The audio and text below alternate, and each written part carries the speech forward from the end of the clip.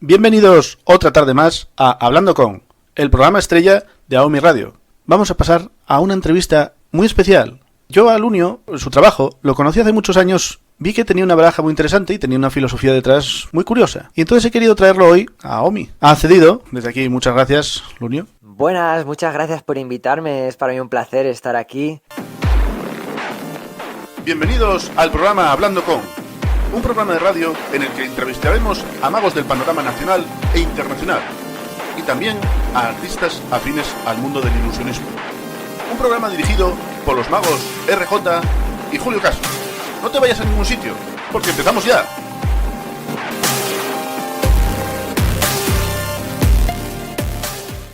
¿Cómo empezaste en la magia? ¿Qué fue lo que te llamó la atención para entrar en este mundo? Pues empecé con la magia de niño, como todos los niños, y luego, en lugar de no continuar, pues continué, como todos los magos. Sí, esto es lo que le digo muchas veces a la gente que me pregunta, y es que ¿quién no hizo de pequeño algún juego de magia o a quién no le gustó la magia?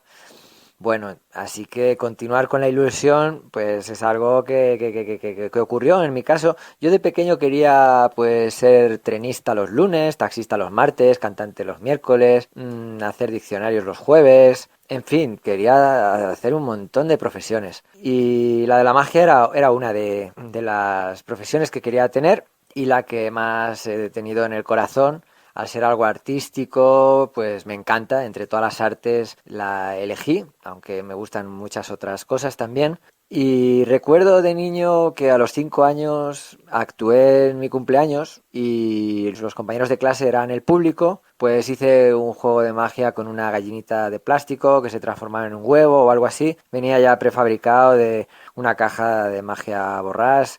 Mi hermano mediano es el que tenía estos objetos. Recuerdo que también tenía un sombrero de plástico negro con compartimentos y metías un objeto y viajaba de un lugar a otro o se transformaba.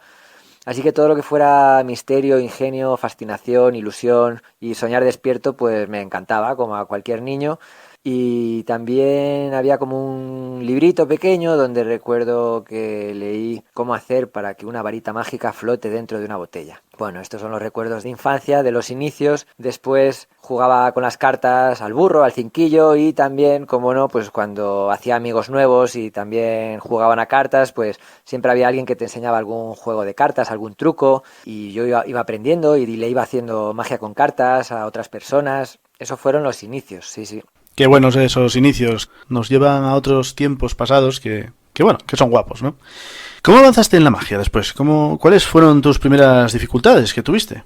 Mis primeras dificultades, bueno, yo creo que estuve varios años superando la dificultad de cómo no decir el truco. No lo decía, pero me sentía muy incómodo. Entonces, ya en aquella primera actuación, a los 5 años, recuerdo que se acercaron unas gemelas, unas compañeras del cole, se acercaron como a toquetear, a ver el material después de la actuación, ¿no? Y mi reacción terrible fue empujar a una de ellas contra el armario y entonces pues luego fui puliendo el asunto. Claro, no se puede tratar así al público. Entonces, cuando alguien me preguntaba así en confianza, al ser un amigo, al ser un familiar, había algo en mí que quería contar el secreto para no sentir que estaba siendo una mala persona. Y por otro lado, como no podía contar el secreto, pues no lo contaba. Pero era siempre una cosa ahí de venga, cuéntamelo. Se hacía largo y muy incómodo. Pues como cuando dejé de beber alcohol, aunque no viene al caso, pero te preguntaban y te animaban. Sí, venga, que no pasa nada, pero ¿por qué no bebes? Pero no sé qué. Entonces cuando ya lo tienes claro, ya nadie te molesta. Y dices, no, gracias, ya está. Pero cuando estás ahí aprendiendo a definir interiormente el asunto, pues quizás te cuesta un poco y esta fue una de mis primeras dificultades. Ya te digo, esto hasta los 15 años o así lo arrastré. Y bueno, ¿cómo avancé en el mundo de la magia? Pues después de Magia Borrás cayó en mis manos el coleccionable de Juan Tamariz en el año 92 o así y lo seguí con muchas ganas, paso por paso. Fui aprendiendo todas las disciplinas que venían ahí, diferentes juegos, teoría. Los vídeos me ayudaron mucho también, aunque yo soy partidario de leer, por esto que se dice de que así el aprendiz de magia se imagina las cosas a su manera en lugar de copiar cosa que en el vídeo es más fácil, copiar la forma de hacerlo de ese otro mago, ¿no? Pero bueno, también viendo actuaciones de magia se aprende un montón, entonces es un trabajo de cada uno también el saber adaptarlo a su personalidad, el cambiar cosas, en fin.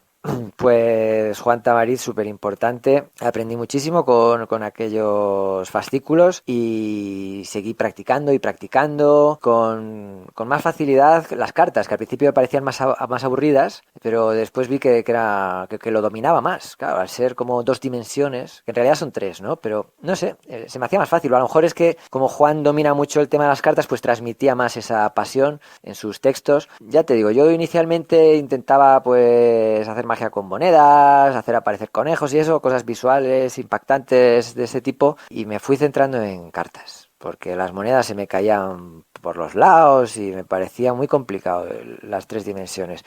Y bueno, entonces luego pues iba a la ciudad de mi familia y allí pues a mis amigos, mientras esperábamos las procesiones y esas cosas de tradición que se hacían, y en verano y en vacaciones y siempre y por la calle, cartas, cartas, cartas, siempre le estaba haciendo magia a todo el mundo, ¿no? Y también en la familia de mi madre, que era numerosa, pues después de comer a veces, pues en el santo de mi abuela y así, pues se juntaban ahí los 40 primos, tíos, etcétera, en el Prado y les hacía algún espectáculo, así, no sé, de 6 juegos o lo que sea, o después de Nochevieja, ¿no? Después de la cena, en fin, pues lo típico. Y más adelante seguí avanzando pues con dificultad. Tuve dificultades, tuve algunos años ahí de estancamiento, de quiero aprender, quiero seguir avanzando en la magia y no sé cómo, que me coincidió con el instituto, que también estaba bastante liado con las obligaciones y los exámenes, pero bueno, después volvió a mí la magia. Ajá. Y a partir de ahí, ¿tuviste contacto con otros magos y asociaciones? ¿Vas a congresos? ¿Compras libros? ¿Cómo sigues avanzando? Contacto con otros magos, pues sí, súper enriquecedor. Juan Tamariz, el principal, desde pequeño. Recuerdo que fui a verlo actuar en el Llantiol. Un rato antes de su actuación coincidimos en la puerta del lavabo y tartamudeando le pedí un autógrafo. A la salida cogí una carta que había por allí tirada en el escenario, que eran las de corazones, le volví a pedir un autógrafo y bueno, he ido viéndolo actuar periódicamente, he ido a cenar varias veces con él. Bueno, las actuaciones que hace a veces en el restaurante pues son tan cercanas que eso ya no es solamente divertido e increíble como en el escenario, sino que ya es pura magia y mi cabeza no alcanzaba a entender que eso tuviera truco. Pero bueno, el hablar con él, aunque sean 4 frases, pues siempre ha sido increíble y se me ha quedado ahí grabado y me ha ayudado mucho y me ha dado muchos ánimos siempre ver a Juan. Una vez fui a ver una conferencia suya, también me encantó. Y luego otros magos que he ido viendo después, grandes magos que viajan, magos internacionales, que van a festivales, pues estos también me han enriquecido mucho y hablar con ellos también ha sido muy especial. Recuerdo que cuando estuve viviendo en Madrid, en mis estudios de dibujos animados, pues resulta que Juan vivía en el mismo barrio y yo no me había enterado, que me lo dijo una vecina, que coincidimos en un espectáculo. Y me acerqué por allí y me anotó en un papel que todavía lo tengo. Juan me anotó, pues mira, los lunes nos juntamos en tal bar y ahí sociabilizas con otros magos. Ahí me cayó la ficha, ¿no? Ahí entendí, digo, es que esto de la asociación de magos pues tiene su importancia. Pero no fue hasta años después que pude ir periódicamente a una asociación de magia, que esto fue en Barcelona, cuando estuve viviendo allí, porque al final lo de Madrid me tuve que ir de allí y no pude ni asistir aquel día. Le dejé un mensaje en el contestador disculpándome y luego ya en la SEI de Barcelona sí hice muchos amigos y es muy, muy, muy especial el poder hacer la magia delante de los demás y que otros magos te hagan sus juegos y se aprende unos con otros de tú a tú y terminan siendo amigos. Y además es que el Círculo de Barcelona, la SEI, tiene una biblioteca fantástica y leí muchísimo. Aparte de los libros que haya yo comprado de magia, me encanta leer libros viejos y saltar de un libro a otro o ir por temáticas, por ejemplo, pues buscar juegos de magia con líquidos, pues voy cogiendo un libro, otro libro y voy buscando los juegos de esa temática, ¿no? Si estoy investigando ese tema y luego teoría y puedes saltar de uno a otro, me encanta eso, ¿no? Ahí he leído muchísimo. Luego también he ido pues a bastantes conferencias de magos, para magos, a los encuentros mágicos de Coimbra también, que organiza Luis de Matos, y a festivales internacionales donde hay muchas actuaciones que ya son una enseñanza por sí misma, una buena actuación de magia de algún artista creativo y cercano, que hablar con ellos pues siempre me toca el alma y me anima a seguir. Pues luego el tema de los congresos, yo he ido a uno, porque entre unas cosas y otras, que si te queda lejos, que si estás ocupado, que si no sé si voy a ir, no me animo a comprarlo por adelantado, que si hay que coger el hotel, que si el transporte, en fin, estuve una vez, vale que es competitivo, que eso no es que me interese mucho, vamos, me estresa, aunque yo no participe, ¿no? Pero sí que me parece maravilloso en el sentido de que ves un montonazo de actuaciones buenas, creativas, y estás rodeado de aficionados, de magos, de compañeros. Es muy bueno el poder ir a un congreso de magia. De hecho, ya me lo dijo Juan una vez que lo vi actuar en Salamanca. Le pregunté, oye, ¿esto de los congresos merece la pena? Y me dijo, cuando puedas ir, vete. Así que bueno, cuando pude fui. Qué bueno las anécdotas con Juan. Nada, queríamos saber cómo ¿recuerdas alguna actuación tuya como la más especial de todas? Actuaciones de magia especiales muchas, pero quiero mencionar concretamente la primera que, como digo yo, hice delante de público desconocido. O sea que ya había actuado en magia de cerca, pues frente a amigos, familiares, compañeros de clase, pero me llamaron para sustituir a un amigo mago que no podía actuar y dije, vale, vale. Y fui hasta allí, pues era un teatro y me encantó la experiencia. Pues había mucho público, yo no sabía quiénes eran y me sentí realmente vivo y fue como mi primera actuación profesional o así más seria, o sea que la sentí como algo especial. Fue cuando decidí que quería ser mago. La segunda fue en un colegio, en el patio, con niños revoltosos que gritaban cosas que me sacaban de mis casillas. Esa no me gustó tanto.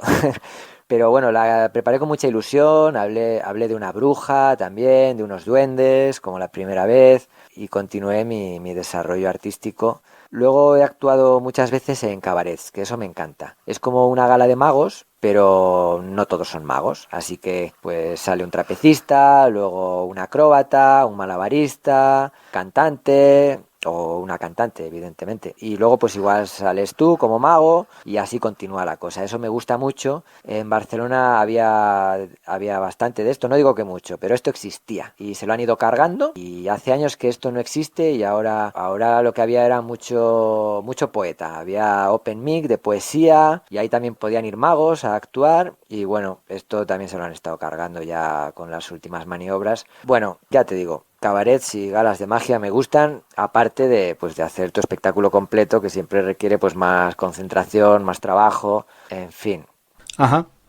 Bien, pues a mí me gustaría saber cuál es tu filosofía ante la magia. ¿Cómo crees tú que se debería construir un buen juego? ¿Cuál sería la manera correcta? Para mí es muy importante la presentación. Esto se lo he leído a Juan en algún libro. Una simple frase ya me inspiró para toda la vida, que lo más importante es la presentación. Y yo me lo creí y me lo tomo a pecho y lo aplico. He dedicado años y años a trabajar la presentación. O sea, cómo te expresas, quién eres. Súper importante, ¿no? El teatro que le eches, porque hay magos súper técnicos que hacen cosas muy habilidosas y que no comunican, que no llegan al público y que son aburridos. Dices, ¿cómo puede ser tan aburrido si lo que está haciendo es increíble y lleva horas y horas ensayándolo? Pues eso existe y bueno, a mí me parece que la presentación es fundamental. El transmitir algo más, aparte de hacer el truco, ¿no? Pues ya sea algo narrativo, ya sea humor, ya sea misterio, mentalismo. Y bueno, entonces si me preguntara sobre la discusión esta de magia realista o magia ficcional o simbólica, pues yo diría que es importante tener en cuenta lo de las pistas falsas de Juan Tamariz, esto que explica, pues para que realmente el espectador no entienda cómo ha ocurrido aquello y haya magia. Pero por otro lado, pues que la presentación sea entretenida y que el espectador no se quede solo con el interrogante y el misterio y la angustia y el no poder dormir porque no sabe cómo lo has hecho, ¿no? Sino que también el espectador pues tenga donde agarrarse, en plan pues que ha pasado un buen rato y que entiende que es que eres un artista, que te dedicas a eso, y de esa forma quizás se reduce un poco esa ansiedad y esa curiosidad y ya acepta que bueno, que ya el mago sabe cómo lo hace, pero que no es tan importante, que nos estaba contando una historia. O sea que el único objetivo del mago no era ni burlarse, ni estar por encima, ni demostrar al espectador que hay algo que el espectador no sabe, sino que el objetivo del mago era también transmitir una historia o empatizar de la forma que sea. Esto a mí me parece importante, así que tanto lo uno como lo otro, que sea mágico y rompa las barreras racionales, pero que se transmita a nivel de presentación algo más que el simple truco. Oye, me gustaría saber, ¿te dedicas a la magia de manera profesional o también tienes otra profesión? Bueno, no he tenido otra ocupación más importante. Sí que hace muchos años tuve trabajos ocasionales de fotografía, corrección lingüística, diseño, colaboración en la organización de espectáculos, pero bueno, incluso genealogía. O sea, he hecho muchas cosas así diferentes, pero no era una profesión, eran cosas diversas. Y luego sí me he ido centrando en la magia, después de estudiar diferentes disciplinas artísticas para cultivarme personal y artísticamente, pues talla de madera, dibujos animados, diseño, fotografía, escritura, cine y luego ya escénicamente pues clown, canto, teatro, danza, diferentes tipos de danza, ¿no? Que me encanta, expresión corporal, mimo. Pues ya después de ese recorrido formativo, sí me centré en la magia y es a lo que me he dedicado, no a otras cosas. Lo que tampoco tengo muy claro es si la magia ha sido o ha llegado a ser realmente mi profesión. Lo que sí puedo decir es que no tenía otras profesiones, ¿vale? Que intentaba hacer muchas cosas, pero que no es fácil. He escrito, por ejemplo, algunas novelas y ninguna está publicada. Pero tengo la satisfacción de haber desarrollado mi potencial artístico y haberme trabajado, porque eso da una satisfacción personal, el sentir que has creado algo y es un aprendizaje y es algo que te prepara para en la siguiente vez que hagas algo, pues que tengas más recursos, más experiencia y que salga mejor. En el chat quieren saber que en qué te has basado para crear los personajes de tus espectáculos. ¿Qué particularidades tienen cada uno? Los personajes de mis espectáculos han tardado mucho en salir a flote, en ser descubiertos por mí. Inicialmente, mientras estudiaba diferentes ramas artísticas para entrenar la creatividad con diferentes materiales y formarme como artista antes de ser mago, que es un tipo de artista, pues inicialmente, mientras estudiaba estas cosas y practicaba, fui explorando paso por paso diferentes partes que creo que hay dentro de la persona y en el mundo. Yo había estudiado filosofía y ahí nos decían que tenemos cuerpo, mente, alma, espíritu, cosas así, ¿no? Muy interesante. Y entonces yo fui explorando pues el espíritu, sentirlo, conectar con él de forma empírica, ¿no? En mi interior. Después el alma, el corazón, las emociones, el humor, el afecto. A continuación lo corporal, la danza, la artesanía, la agricultura, yo qué sé, la leña, diríamos, la madera. Y después lo último pues ya era el fuego, es la producción en cadena, la fabricación y el comercio. Bueno, es que es muy enredado todo esto, no me quiero ir por las ramas.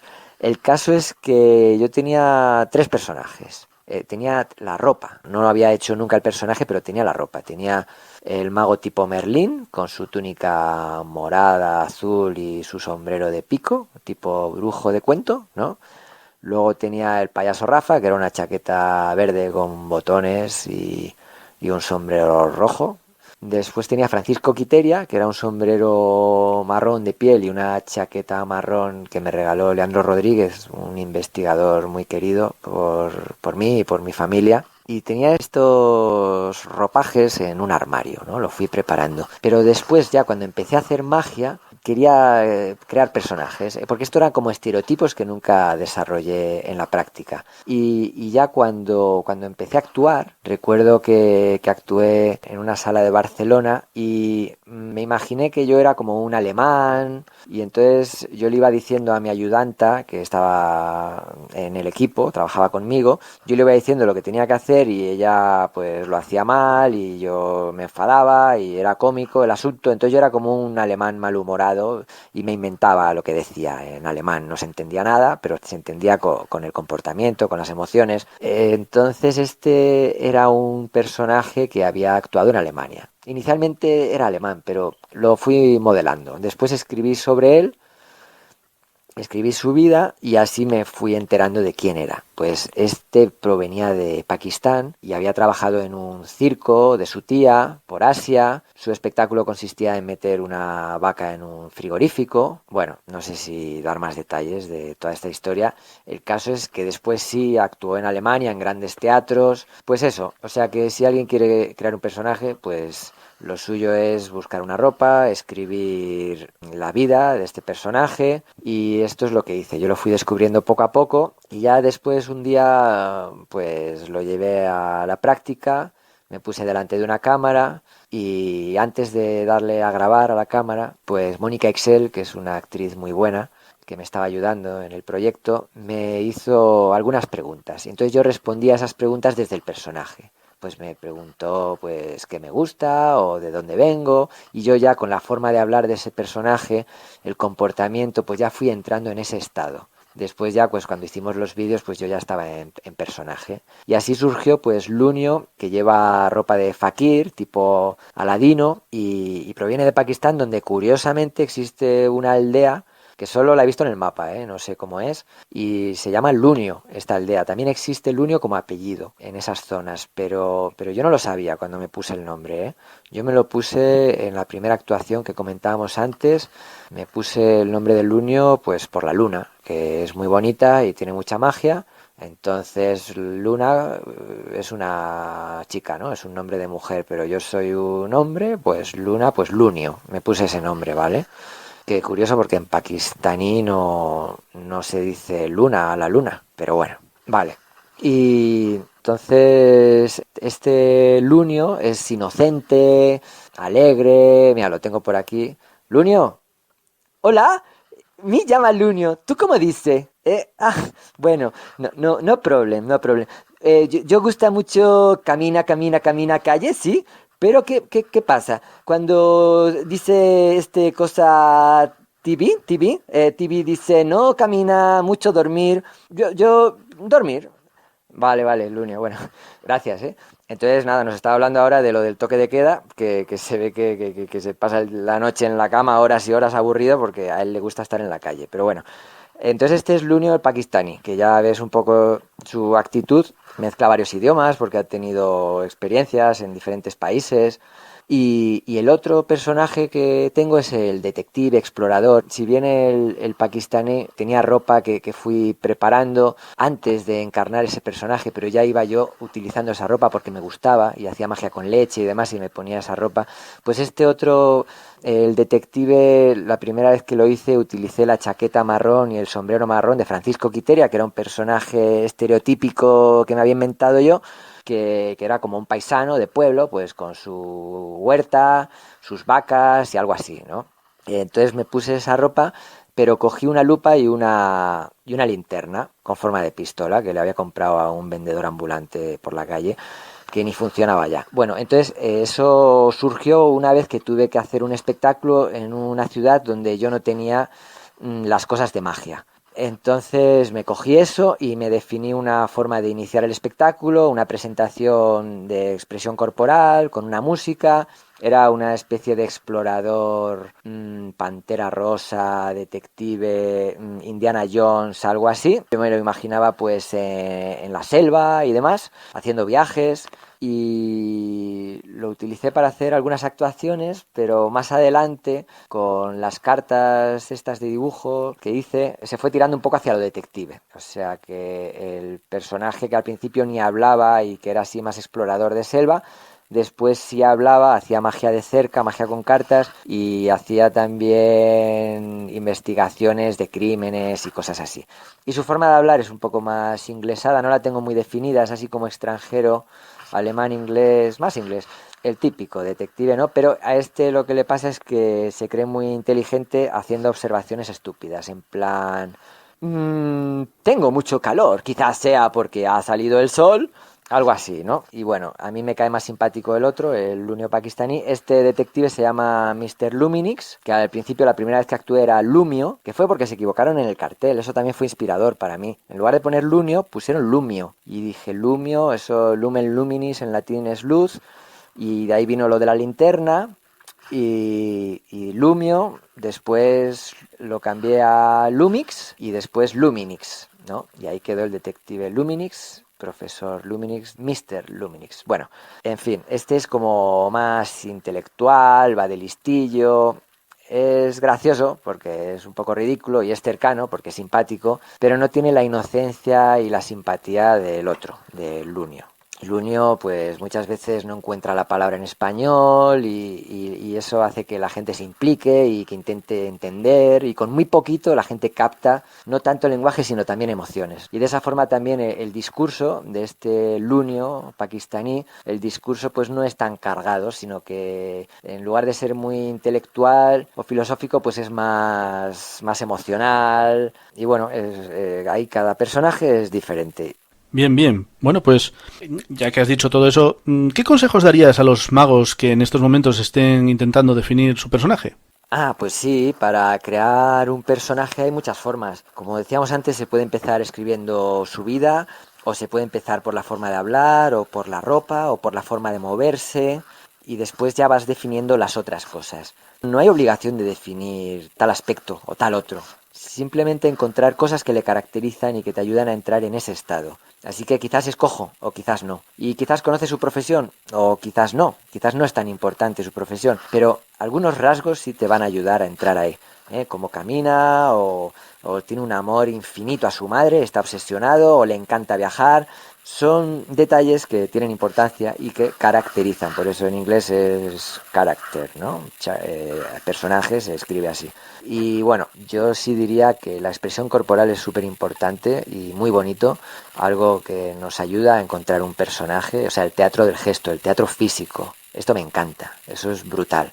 Así que si alguien quiere crear un personaje y va a clases de teatro, pues que no sea solo técnica psicológica, merece la pena, sobre todo en algo como la magia, si vas a hacer un musical, merece la pena hacer teatro del gesto.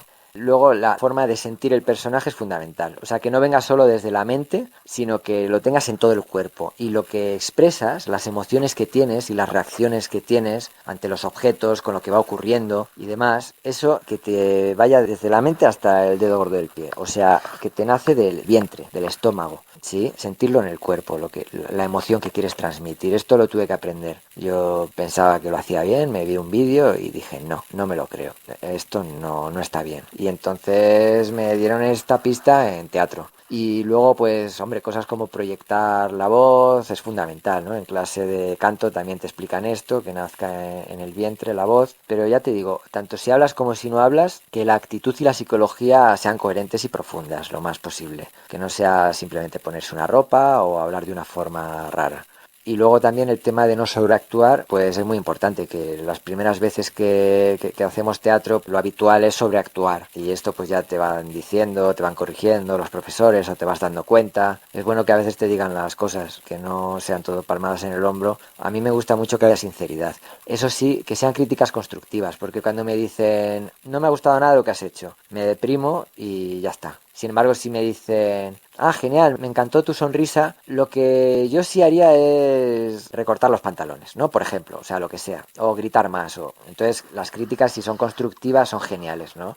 si son sinceras, te ayudan a aprender. Y yo he seguido consejos de espectadores que me han ayudado un montón. Casi todos los consejos que me han dado, también de magos, los he tomado en cuenta. Ha habido alguno que después de pensarlo y tomarlo en cuenta he decidido no hacerle caso porque consideré que no estaba en la línea de lo que yo buscaba, pero me han ayudado mucho los comentarios de profanos y espectadores y amigos. Entonces, cuando creas tu personaje, como decíamos antes, pues a cualquier persona que esté dispuesta, a algún amigo, le puedes decir: oye, por favor, estoy preparando un personaje, si no te importa voy a actuar como él un ratito, y puedes preguntarme cosas, y así lo vas entrenando, vas entrando en ese estado, pues ya con la ropa, con la forma de hablar, con el comportamiento y con la idea de cuál ha sido tu vida. Esto va muy bien para crear personajes. Y bueno, al principio también recuerdo, al principio de hacer teatro, pues que me daba vergüenza.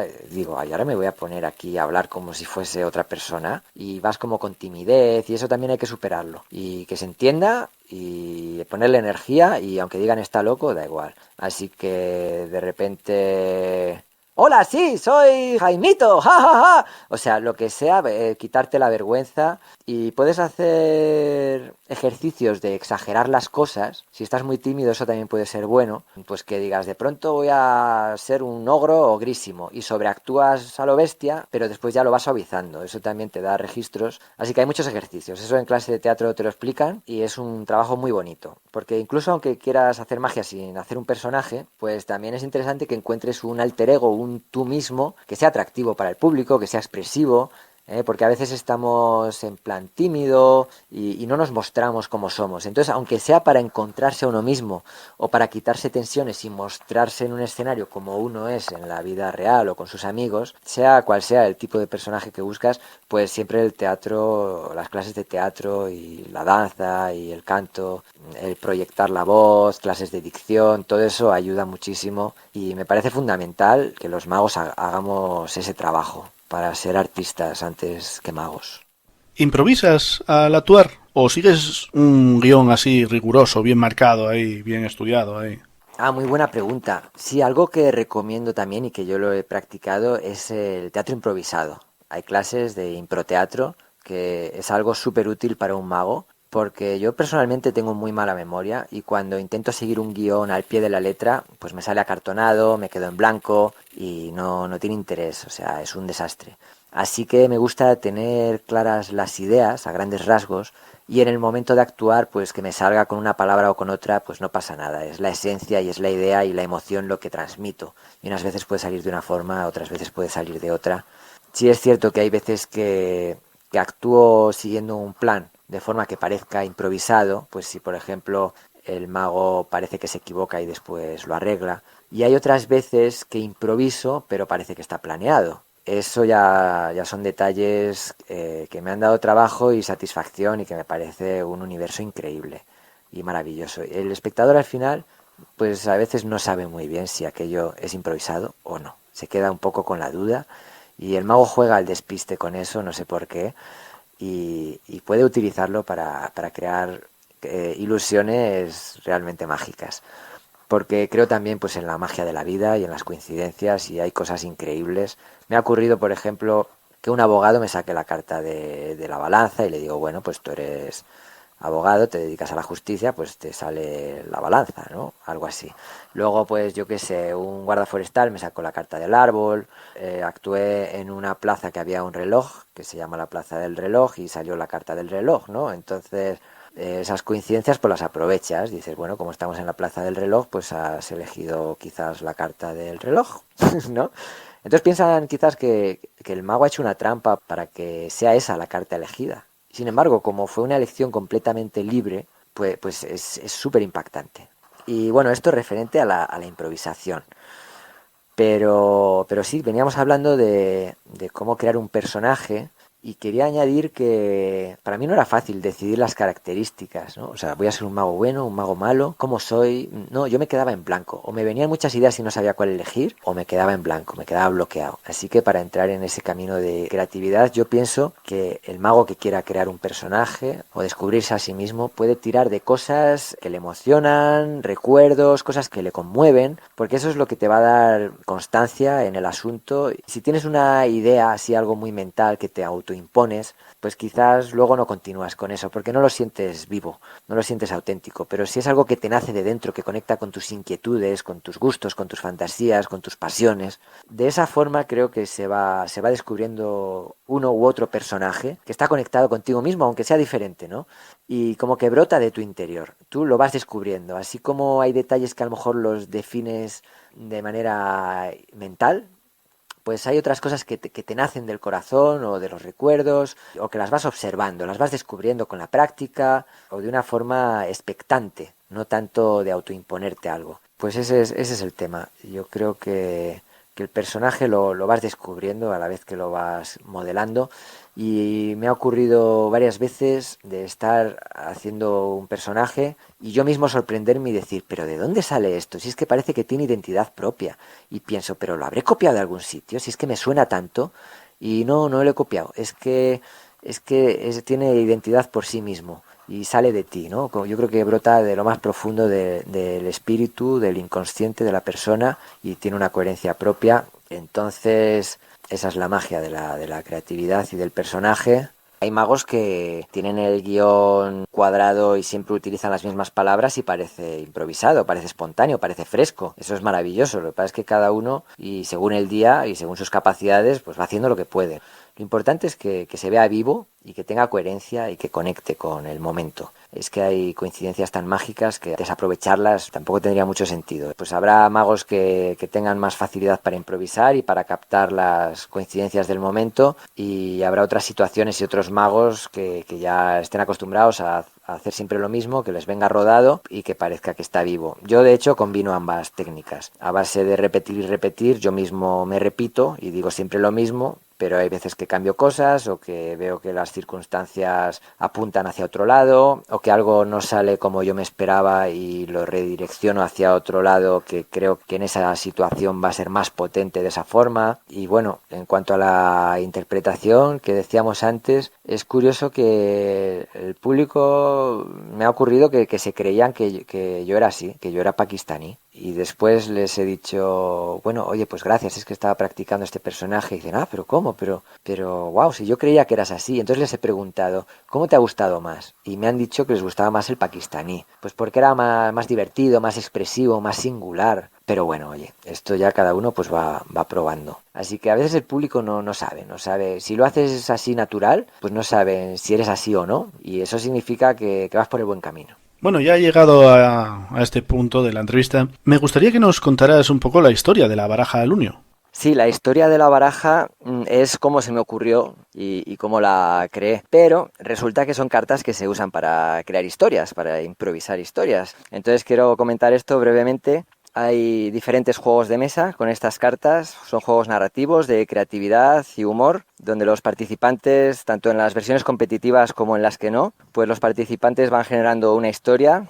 Uno por uno pues van añadiendo una imagen, una carta, y diciendo algo que se suma a lo que han dicho los anteriores compañeros.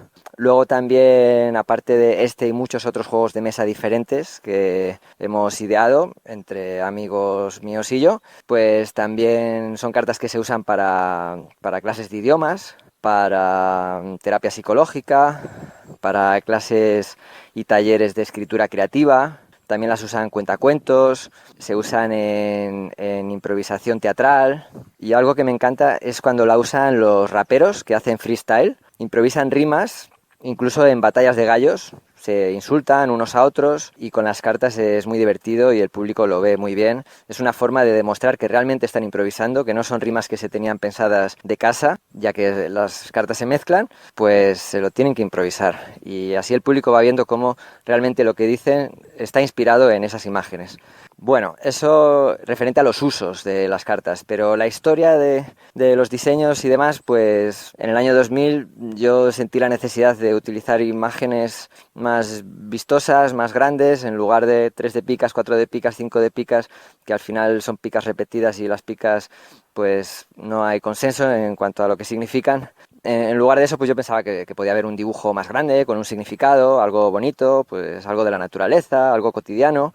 Y busqué ese tipo de baraja creyendo que la encontraría y no fue tan fácil. Parece que hay mucha variedad de mazos de cartas, pero en el fondo son pues los arcanos mayores de toda la vida diseñados por diferentes pintores, por ejemplo. Así que no deja de ser la carta de la muerte, la carta del mago, la carta del ahorcado, la carta del loco, dibujado de diferentes formas, infinidad de formas, pero siempre lo mismo.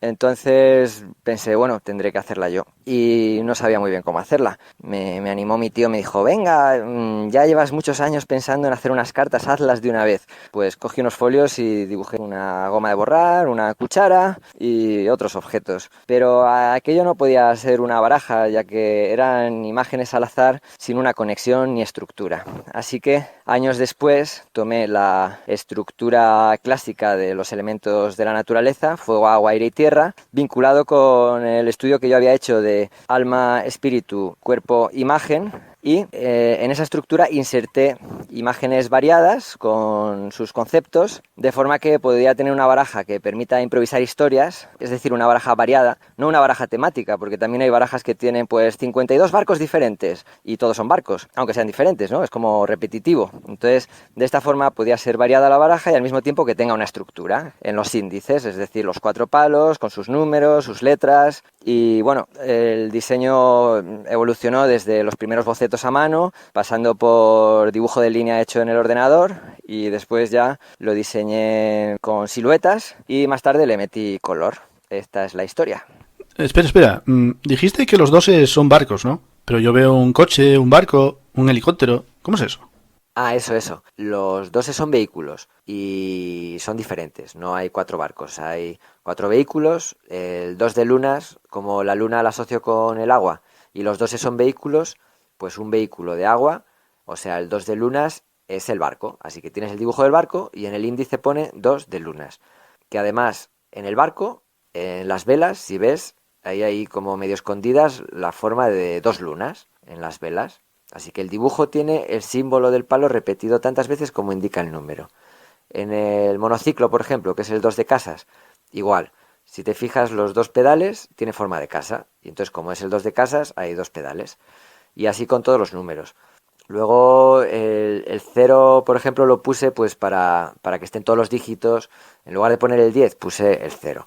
Y así se puede adivinar pues el número de serie de un billete, el número de teléfono de un espectador o una fecha. Puedes hacer juegos de magia en los que las cartas revelen pues un número de varios dígitos. Y luego el tema de las figuras clásicas, JQK o Sota Caballo y Rey, que fíjate que en la baraja española tiene números 10, 11 y 12, mientras que en la francesa o inglesa pues son la inicial de la palabra en ese idioma. JQK en inglés, y el 10 de la baraja inglesa, sin embargo, es una carta numérica que tiene 10 picas, 10 corazones, 10 diamantes, 10 tréboles. No es una figura. Entonces yo intenté buscar un término medio, una conexión entre diferentes barajas clásicas. Estudié pues el origen y tenemos la baraja alemana, que las picas son hojas verdes, que me parece muy, muy bonito esto. Pero bueno, no me quiero ir por las ramas, nunca mejor dicho, ahora que hablamos de hojas.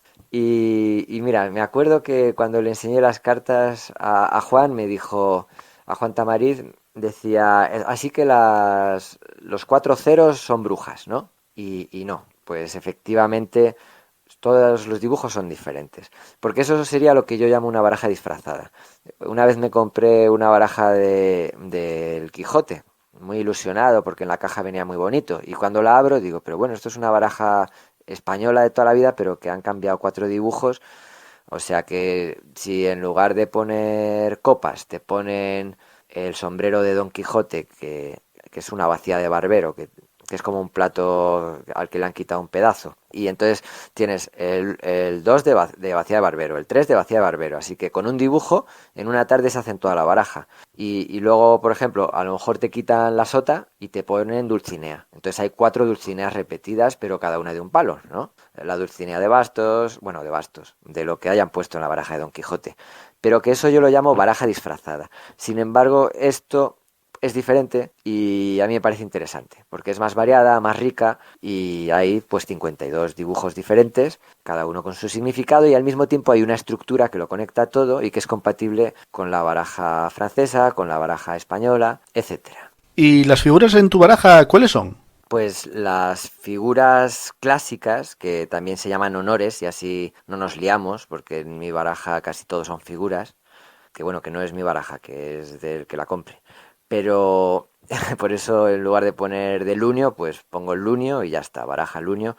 Y entonces los honores, o sea, JQK, Sota, Caballo y Rey, pues en la baraja Lunio son la X, la Y y la Z, que son las últimas letras del abecedario, así como la A es la primera. Y bueno, la X, la Y y la Z nos están hablando de que las ilustraciones de esta baraja son objetos de la vida cotidiana, objetos tridimensionales. Son los ejes de coordenadas de toda la vida, incógnitas matemáticas, universales, válidos para cualquier país, idioma, lengua y ya está. Había que buscar algo universal y son esas 3 letras.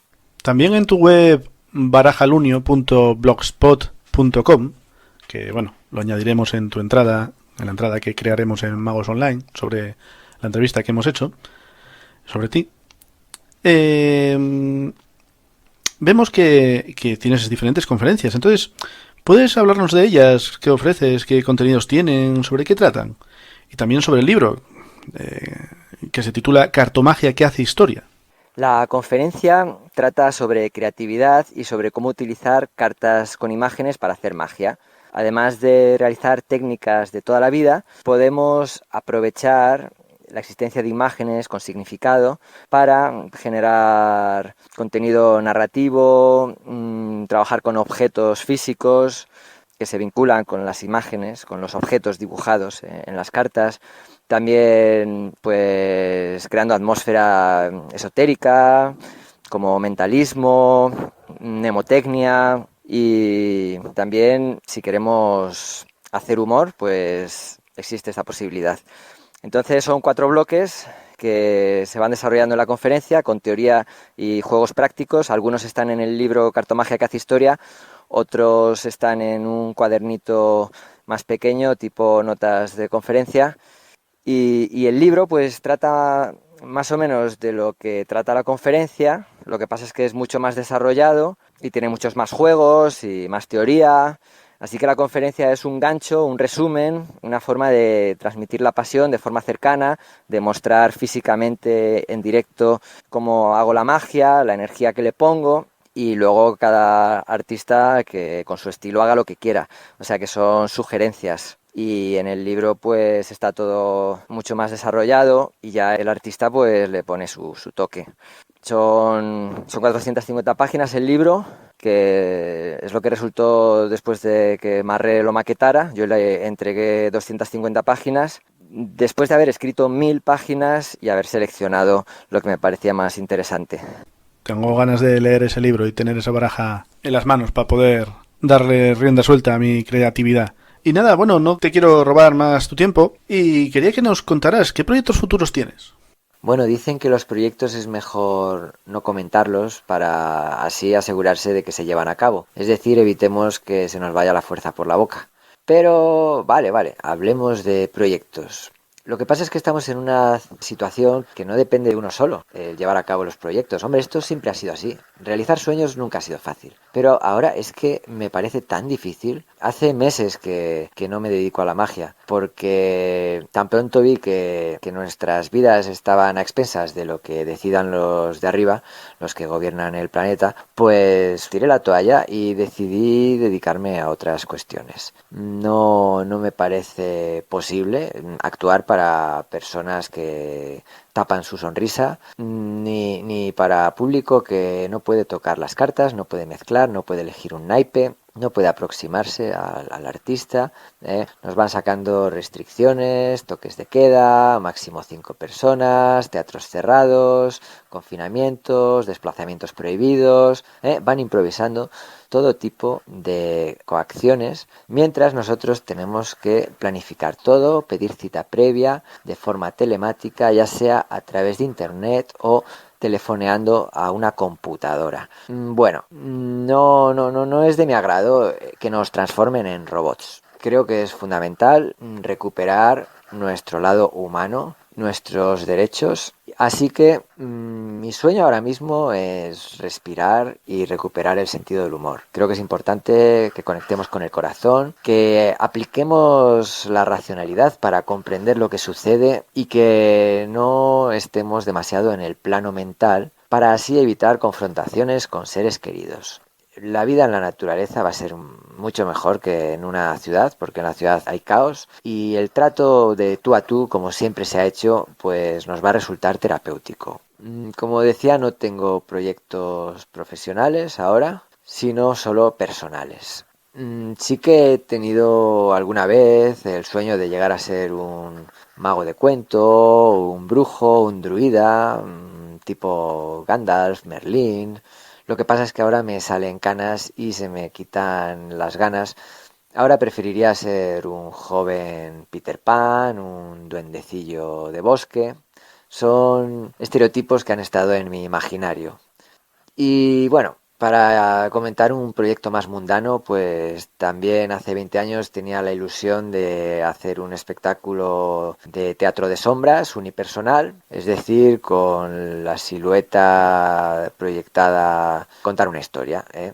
Hay compañías de teatro que con varias personas forman la silueta de un elefante o la Torre Eiffel, y también hay desde hace siglos espectáculos de sombras chinescas con las manos y espectáculos que son muy bonitos, espectáculos de recortes, como títeres, pero de sombras. A mí, sin embargo, lo que me interesa es el espectáculo de sombras de una persona contando una historia, y no puedo decir más porque no lo he desarrollado, estoy bloqueado todavía. Así que la creatividad que se desarrolla con las Luño Story Cards y bueno, y de muchas otras formas, pues la creatividad es fundamental para definirnos como humanos, para conectar con el corazón y para buscar y encontrar soluciones cuando nos dicen que hay un problema y que la única solución es obedecer y someternos y robotizarnos. Bueno, pues estas son mis reflexiones respecto al futuro y las ilusiones que nos están robando, tanto lo uno como lo otro. Creo que los magos tenemos que cuidar nuestras ilusiones y las de nuestro público, y como ilusionistas estamos habituados a ver la trampa y somos capaces de evitar que nos manipulen. Así que pongamos, si queremos, ahí la atención, que no nos hagan misdirection y a seguir disfrutando la vida. Hay que vibrar bien alto, con el corazón, y ser felices sin permitir que nos tomen el pelo. Venga, pues muchas gracias por la entrevista. Felicidades por el canal y mucha suerte. Muchas gracias a ti por habernos atendido. Un abrazo. AOMI Radio, tu radio de magia.